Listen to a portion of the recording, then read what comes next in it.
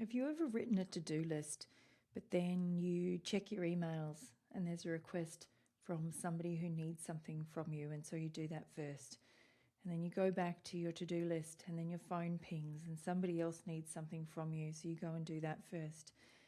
You go back to your to-do list and then your phone rings and it's a friend who needs a catch-up and a friendly ear and a bit of advice right now. And so because you're a great friend, you give them that time because that's the kind of person that you are.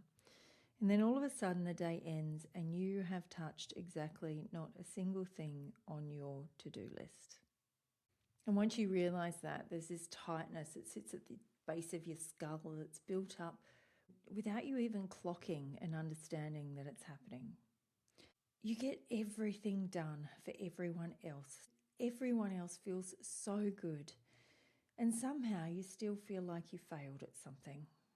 Your body doesn't distinguish between real urgency and everyone else's needs and problems. It just responds.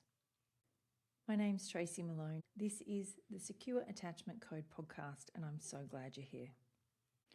Writing a to-do list and not getting anything done and saying, I procrastinated, I went and cleaned the house instead, or any of the things that I spoke about earlier, it might feel like you are a procrastinator. But something deeper is happening here.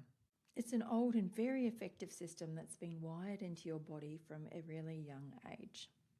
It's in those moments where you sit down to rest and you finally get your cup of tea, and then all of a sudden you have this shocking realization, this jolt in your body that you've forgotten to do something, and then you pop up and do something else. But you don't get that same jolt when you look at your own to-do list. That's kind of the last thing that you find time to get around to. This means that you've probably got a body that's been trained to treat other people's needs as the priority automatically, without agreeing to the trade each time. My own priorities and needs are sitting exactly where I left them, and my neck has done a full shift of overtime for everyone else's needs. The neck and shoulders are specifically wired for vigilance. They're always scanning and in a ready-to-respond state, so they're the natural home for chronic urgency to set up camp. They also house the vagus nerve, which is a bilateral nerve that runs from our brain, the base of our skull, down into our body and fans out through many, many areas of our body, including our digestive system. If any of this rings a bell for you and feels like you, what's actually happening physiologically? Your body's holding the posture of ready to respond to other people's needs almost constantly. Your safety, your health, your relaxation is only dependent upon everyone else's needs being met around you. In order for me to be safe and to be able to do something for myself, everyone else has to be okay and have their needs met first. Once that is done, then I can do what I want. And when nobody else around you has needs, you come to your to-do list and go, this is a really important thing to do today. And instead you go, but I'll just go and clean the bathrooms instead, even though they're not on the to-do list. I'll do anything else other than sit down and write that email, or do that assignment, or watch that video to learn something new, or make that offer and do my social media. You are not someone who procrastinates. You are somebody who is carrying too much for everyone else, and the load is so wired into your body, you don't even consciously realize it's happening. And that response that your body has today, it's rarely about today's message. It's rarely about today's needs of other people. It's about years of being the reliable one for everyone else. The fixer, the person who learned really early that being slow to respond had a cost. It builds a really well-rehearsed bracing pattern that fires in your body long before your conscious thoughts catch up. And ticking off that to-do list and clearing out your inbox doesn't clear the body. Ticking off tasks and actually feeling safe enough to stand down are two completely different things. The tension was never about the task. It was about the state the body lived in while doing them. And that's the thing that you need to be able to work with. And that's what somatic healing is all about. I've worked with clients who are really effective and really efficient, and they actually get a lot done. They came to me and they said, I used to be a people pleaser and now I do things just for myself. I'm so good at getting my list ticked off first and I say yes to me and I do these things, but my body still feels terrible. But I never feel completely fulfilled. I'm still never actually able to rest. She was a person who was the one that everyone went to because she was so effective and so efficient at doing things for herself and for others.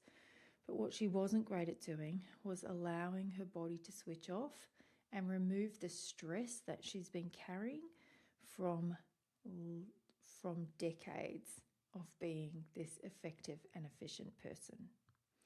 A reformed people pleaser in her mind and her actions, but her body hadn't yet caught up.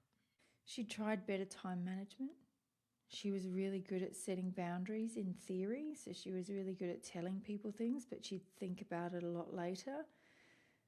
None of these touched that physical bracing underneath. And this is where talk therapy, is really useful to bring you to that place of awareness. It also teaches you that you do have somebody that you can securely attach to who will show up consistently. There's so many great things that come out of talk therapy.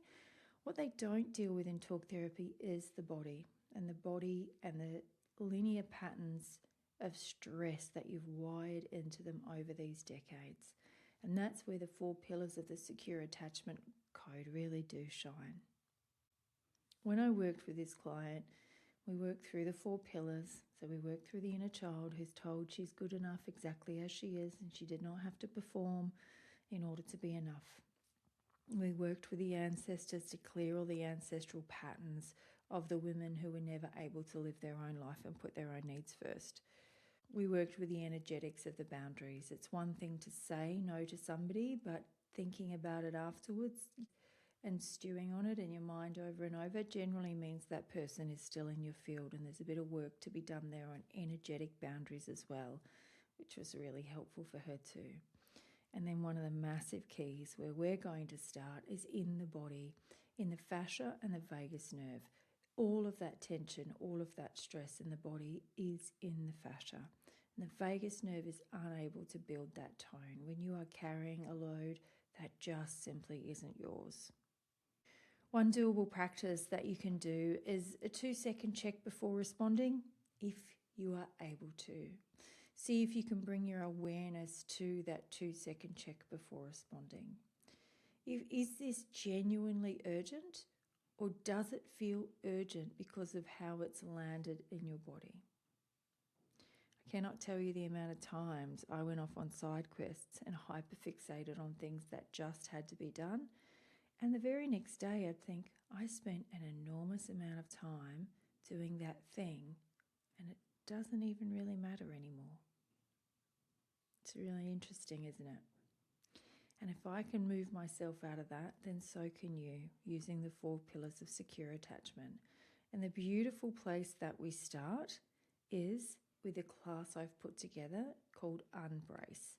It's a live, free 30-minute class where we're going to work through the fascia in our shoulders, our neck and our jaw and our breathing, and we'll do a bit of work with the vagus nerve as well.